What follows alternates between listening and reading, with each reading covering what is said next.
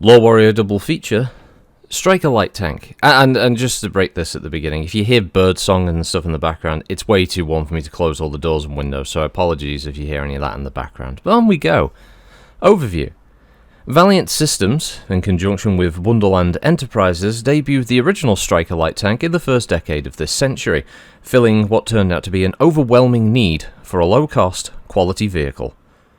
Demand outstripped supply for decades, but by the late 3040s, Valiant caught up with production and began working on a refitted version of the Striker, employing recently unlocked technologies, and resulting in a design still among the most popular in the inner sphere.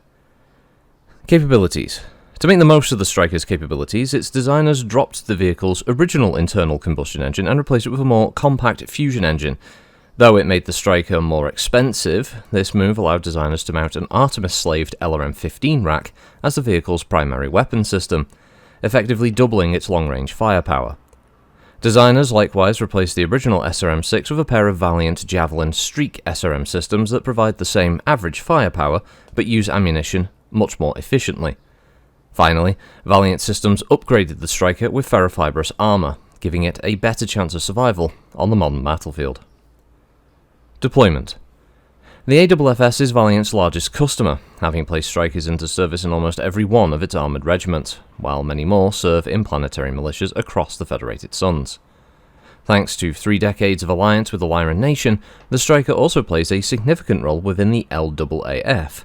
Valiant has sold a number of limited production runs to the DCMS as well, a policy that drew ire within the Draconis March, but by all accounts also allowed Valiant access to Combine-developed technologies that it wouldn't otherwise have had access to. Variants. The first Striker Factory variant, offered up at the same time as the main design, incorporates a NARC launcher, though only at the cost of significant firepower. Designers removed the Artemis fire control and downgraded the missile systems, the main launcher to an LRM-10 and the street launchers to 2s, and this variant never gained much popularity. However, it did prompt Valiant to debut its second modern Striker variant, this one retaining the LRM-15 and its linked Artemis fire control, but adds a second ton of much-needed ammunition. At the same time, it drops the SRM launcher, replacing it with a single ER medium laser and a host of advanced electronics, including a Guardian ECM suite and a C3 slave system, providing a great deal of flexibility and an additional level of protection to mixed and combined arms forces. Few field refits to the Striker have appeared over the years, apart from some isolated refits to give the stock Striker more ammunition stores for its LRM racks. The only major field modification involved removing the C3 computer modules, freeing up enough mass to mount a second ER medium laser in the turret, a lengthy and complex modification, but one made to the majority of the Strikers assigned in the Draconis March. Notable crews. Sergeant Louis Fox. Assigned to the Defense of No Return, Sergeant Fox and his Striker Pearly were the only survivors of a Capellan ambush that drove off the rest of the 3rd Battalion, 1st Kestrel Grenadiers. The two wandered through the world's uncivilized regions, making sporadic attacks and scrounging ammunition and spare parts for near a month before chancing upon another group of survivors. Still cut off from the rest of the AFFS relief force on world, they continue to monitor Capellan troop movements and harass supply convoys. Crimes that prompted a 100,000 C-bill bounty on their heads. Gypsy Queen. The Gypsy Queen is something of a legend with the 17th Avalon Hussars RCT. For as long as anyone can remember, the Striker bearing the name has been a part of the 99th Avalon Armoured Regiment, but by all accounts, it's been destroyed dozens of times over, in addition to being captured in battle on Matsuida and Anting during the Fedcom Civil War.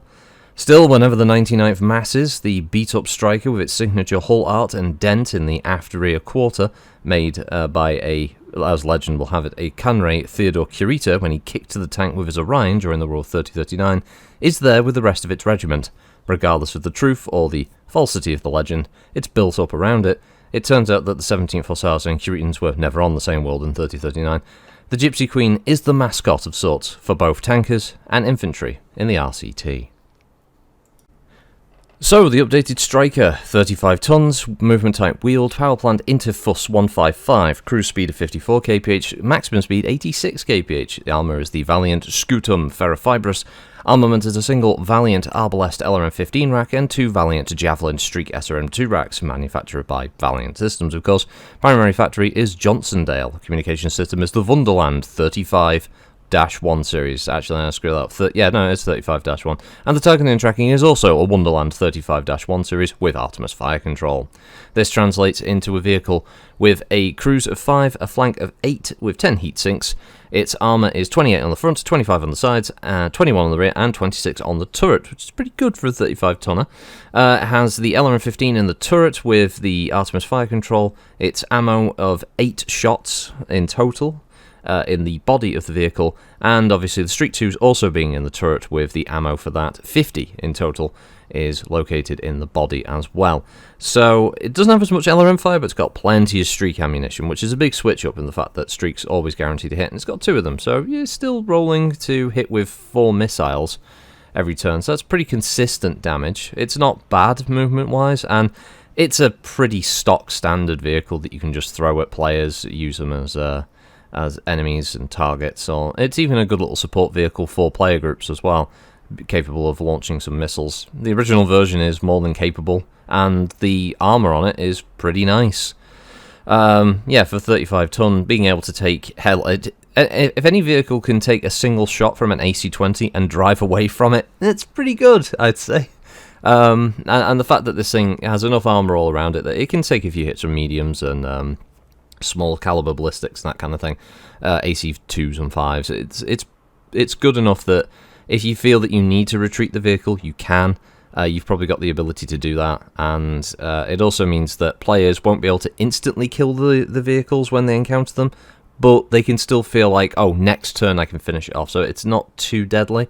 Its weapons system also means that it can't outright kill a player outside of some insane rolls, but it means that they can harass, they can harm a bit. You know, they can be enough of a threat, but they're also not like a serious threat, so they're good to bulk out an enemy force, pirates, lower end mercs, other like garrison forces, militias, all those kind of things that you want to do with them. So it's pretty cool, and it also looks great. The Striker's definitely striking visually. There's a reason it was on the front of the original TRO 3026, as it just stands out. It's a really unique looking vehicle, but it also feels particularly Battletech. For the ground vehicle stuff. I think it set the kind of standard for what you'd expect to see in that universe, and it's an original design. It's not one based on any of the animes or stuff that they were licensing some art from back in the day. So yeah, it's a wholly original creation as well, which is quite cool.